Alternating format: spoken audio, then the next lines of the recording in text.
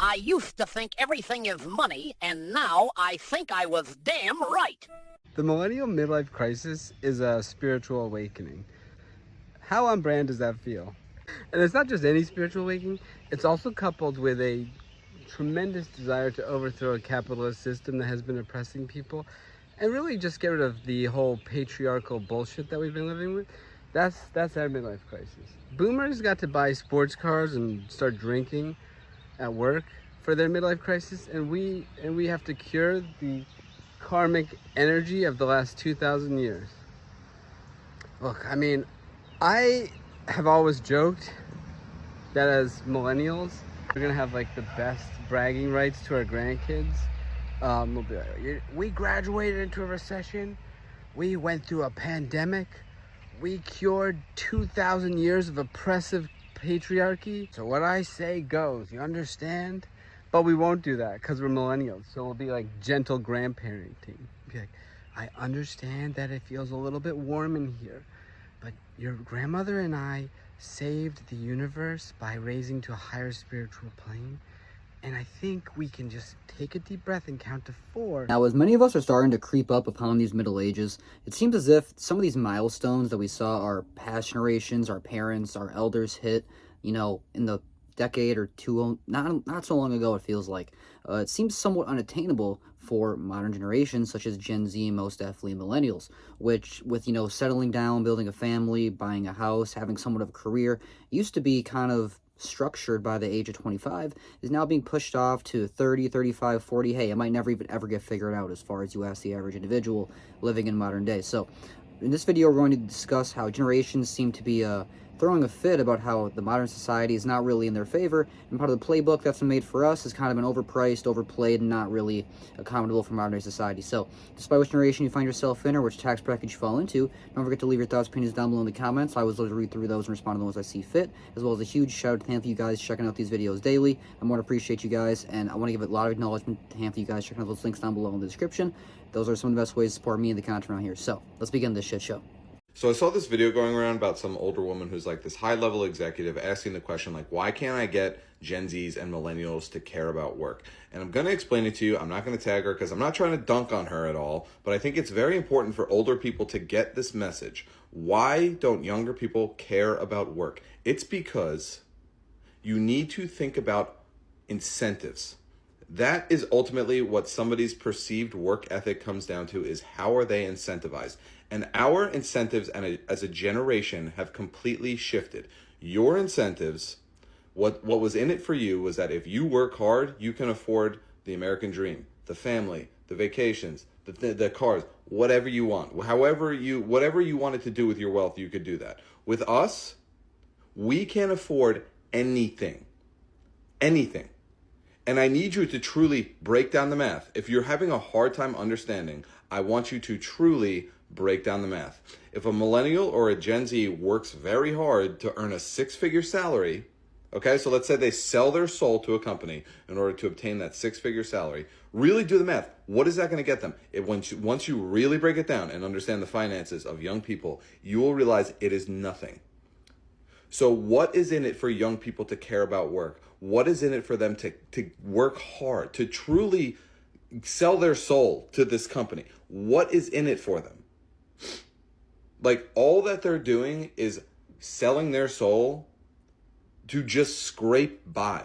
And what's the point of that? The time continuing to change oh so quickly, and society trying to keep pace right alongside it, it seems as if the majority of the lifestyle that you were taught if you grew up in the 90s or even the early 2000s doesn't really come to play, or it's not really like reality right now, because, you know, trying to find dates by going to bars and meetups and at the mall or wherever the hell you'd find a girlfriend in real life is not really how you do it now. You do it online, you do social media dating apps.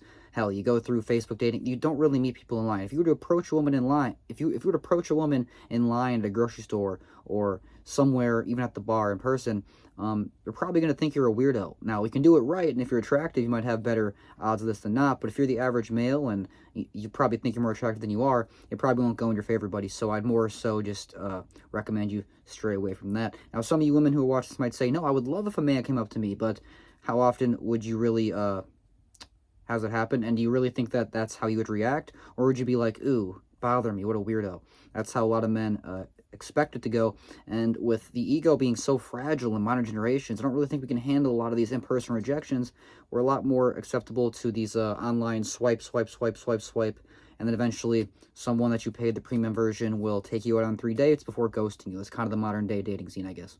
Being 30 in 2025 is just kind of a surreal experience because so many of us grew up walking to Blockbuster on a Friday night just to get a couple movies for the weekend, or begging our parents to drop us off for the midnight release of Harry Potter at Barnes & Noble or Call of Duty at GameStop. We'd pop up to shopping malls and other third spaces just to meet up with friends. We got the Motorola Razr and the LG Sidekick, and we thought those were like the pinnacle pieces of technology. We destroyed the family computer because we downloaded too much music off of LimeWire, and we're all generally universally told that as long as you took out student loans, got good grades, you'd eventually get a good job and achieve a six-figure salary, and you were pretty set for life once you hit all those milestones. And as life continued, things looked really promising because no matter what you got from Chipotle, you could use a $10 bill to cover it. You could basically pile 7 to 8 of your friends to go to the bars, and the Uber would cost you like $15 total. And social media at the time was about chronological order, keeping up with friends, no algorithms or advertisements. And then we just slowly watched the entire world shrink to this 5-inch device, and everything turned into a subscription, from the TVs and movies that we watch to the music that we listen to dating apps to video games to literally anything. The nation's report card shows America's high school seniors have the worst math and reading scores in more than 2 decades. And the first data since 2019 also shows 8th graders falling further behind in science. The new test scores from the National Assessment of Educational Progress show only 35% of 12th graders are proficient in reading, the lowest in testing history dating back to 1992. Just 22% were proficient in math, and 31% of 8th graders meet the proficiency in science. Our nation's report card is abysmal right now. Jeannie Allen runs the Center for Education Reform. States have to give power to parents and to local educators and to entrepreneurs who want to start the kinds of programs in schools that we see are working across the board. We do not change the landscape. We do not change the results. Comp Sci High School in New York City is defying the nationwide downward trend in test scores. David Noah heads up the charter school. How much do you think the use of cell phones, computers, has affected the reading scores in particular? It's had a huge impact, but I think it's not irreversible. We have to adapt and adjust as schools, as parents, to make sure that we are still making the case for the value of reading in a world that is really different than it was 10 or 20 years ago. 4 days a week, students here spend 35 minutes reading outside of English class. That emphasis on literacy has helped raise students' test scores here, Noah says, not only in reading, but also in math and science. So David Noah recommends parents ask teachers how much time is set aside just for reading during school, and how do teachers know that students aren't being distracted by a device? So at Comp Sci High School, cell phones have actually been banned since the school opened in 2018. Now, it's not saying that technology is just like overall the problem. It definitely has a lot of benefits throughout society, and has definitely helped us in a lot of different convenient ways. But the convenience has almost got to a point where it's starting to hinder us as humans throughout our humanity, throughout this society. We try to build a community, but it seems as if now the robots run the whole thing. And so do you think the collapse of AI trying to take our jobs is going to come sooner than later? It's almost like the dot-com bubble. It's like the dot-com boom again. There's just all this money being pumped in these websites that eventually will fall, and the few will remain, but the majority of them will be kind of blindsided. So now even trying to get jobs, you try to go and do any sort of employer, they're going to tell you, we got the application online. You can fill out the application online.